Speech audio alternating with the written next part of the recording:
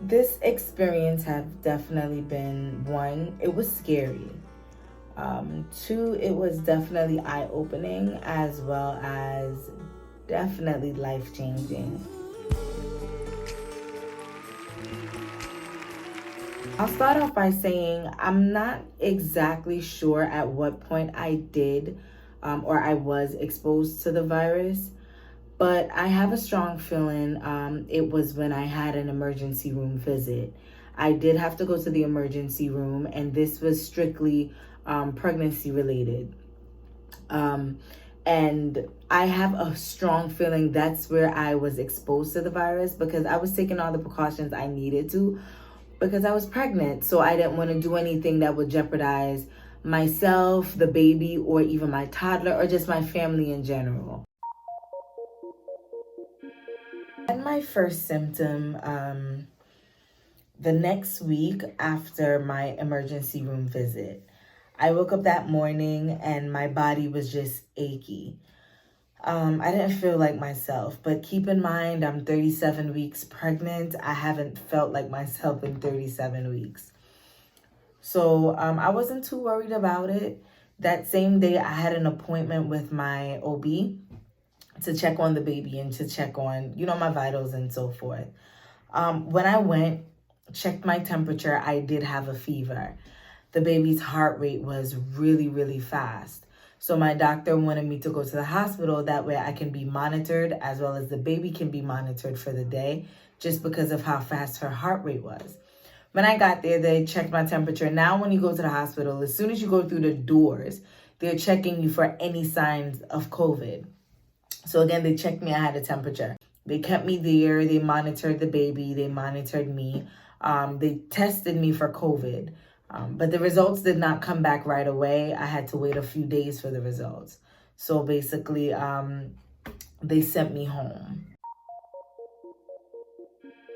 The Nova was not due until the 20th.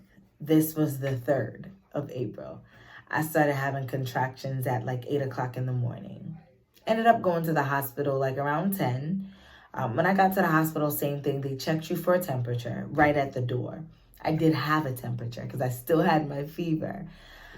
But I tried to explain to them everything. But again, I'm in labor. I don't even have strength to talk. So they put me in a room and I overheard one of the workers asking, well, are we going to take her upstairs, which is the maternity ward, or are we going to take her to the tents? The tents are outside. So in my mind, I'm like, why was that even a question? Like, are you trying to tell me that you guys, it would be an option to deliver my baby outside in the tent because I might be a COVID patient? That right there, I was not happy about. But again, I'm in pain. All I'm thinking about right now is, let's have this baby. Anyway, they finally brought me upstairs to the maternity unit. I was in labor for 8 hours. Yeah. I was in labor for 8 hours. They tested me again for COVID because the test results did not come back as yet. And they needed to know right away simply because they want to know if I'm positive, if the baby is like, I guess they just needed to know. So they expedited this test that they did that night. Now I'm in labor and the test for COVID is not fun. So to be tested while in labor at the same time, it was no joke. It was no joke. This was like around, I would say like around 2 o'clock. They tested me. By that time, I was just waiting to just deliver. If I was supposed to sum up my delivery experience in one word, it would definitely be lonely. Mainly because my husband was not allowed past the emergency room doors. He could not come in with me or anything. So basically, I did have to go through it alone. I was in a room filled with strangers, well, except my doctor, who's amazing, by the way. But I was in a room filled with strangers with masks on, with a shield over their face, with all types of protective gears because of my situation of the fact that I might be positive for the COVID. So yeah, it was definitely a lonely experience. You know, normally when you give birth, they give you the option of skin to skin after the baby is born. I did not get that. Immediately after she was born, they took her out the room. All I saw is that she was a big baby. She was 8 pounds and 8 ounces. And I saw that she had like a little double chin. That's the most I got to see. But I didn't see her face or anything. They immediately took her out the room. That was heartbreaking, but again, I understood the situation at hand. But yeah, we didn't get that moment. It was around 2:30 that morning. The nurse came in the room and she was like, "We got your results back." I was like, "Okay." She was like, "Okay, the results came back and you're positive for COVID-19. I was like, okay. First thing that came over me was nervousness. I was nervous. I was scared. Hands down, I was. And then I just asked, I'm like, "Well, what about the baby?" That's when she explained to me that they tested the baby as well. But right now they have the baby on an oxygen machine because she's not breathing like she's supposed to, as well as she's hooked up to a feeding tube because she can't eat on her own. So I'm like, of course I got emotional because I'm like, okay, you just told me I have this virus that my body right now, I can barely walk.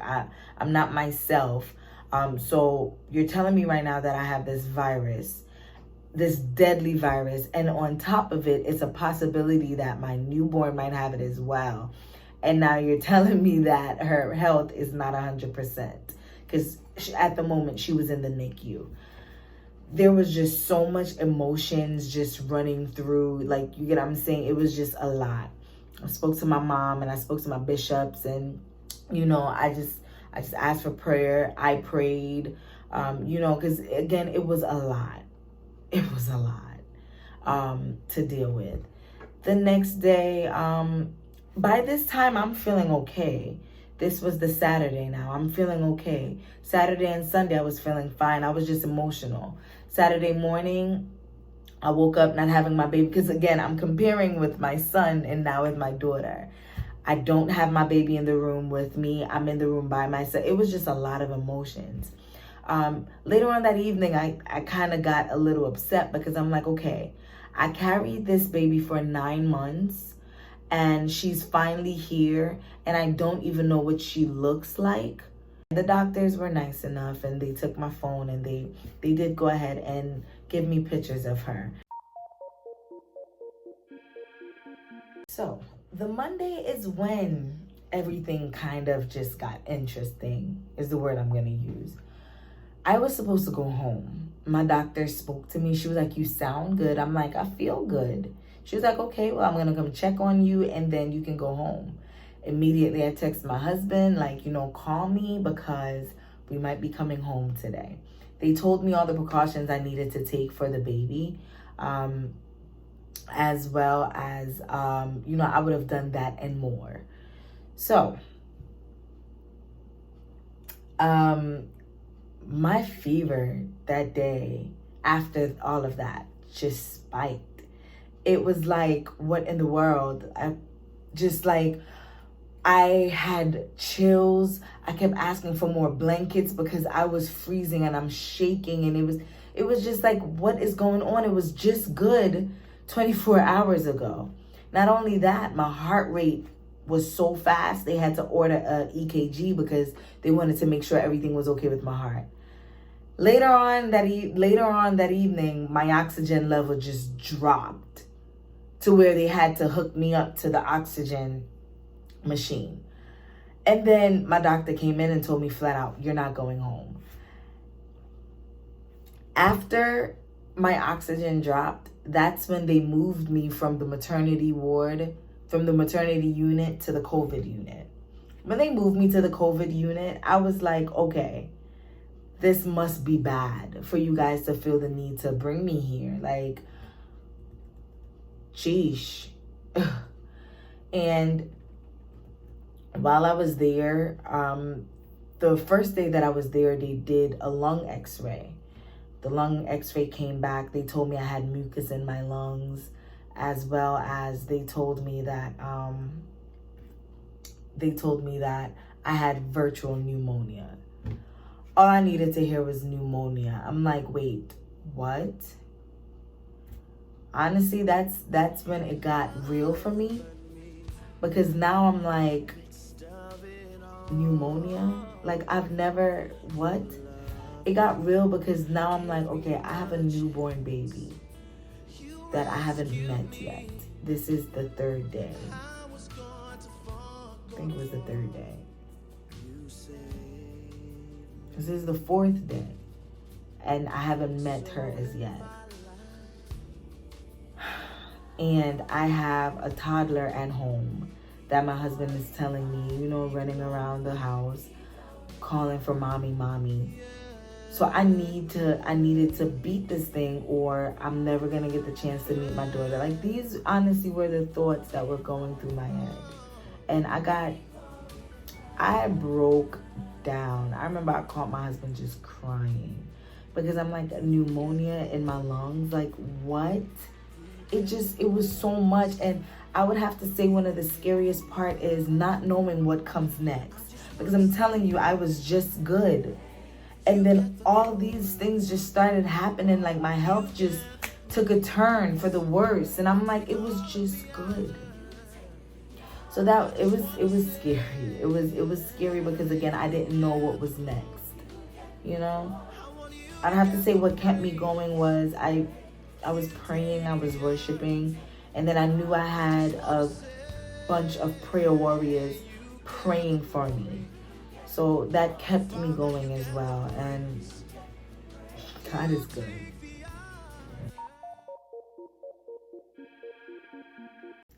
By this time, baby girl was doing great. She literally was just waiting on me.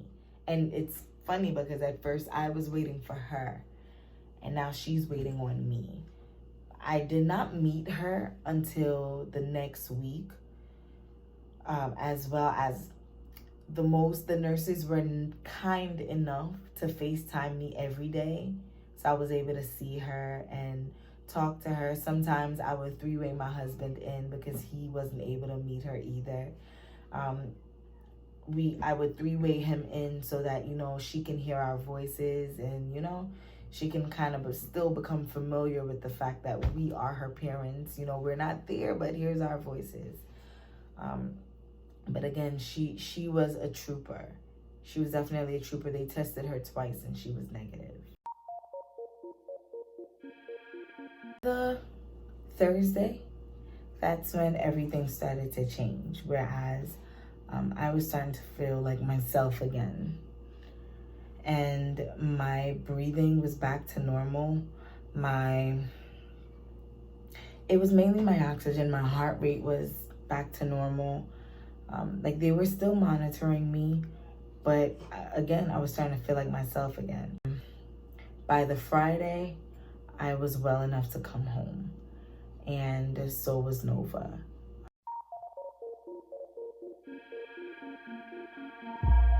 I'm still here, and I know that it's the amazing grace of God that He decided to keep me here. It's nothing good that I've done at all, but He decided to spare my life, and I'm thankful. You know, a lot of times we say we're thankful for life, but when I say I'm thankful for life, now I have a different meaning behind it. I'm thankful to God for my life, okay? I've never been in a situation like that where there's death all around. I say all of that to say this: God is good. And again, I'm just happy for life. God is amazing. I think that will just be the story of my life from now on. God is good. God is good.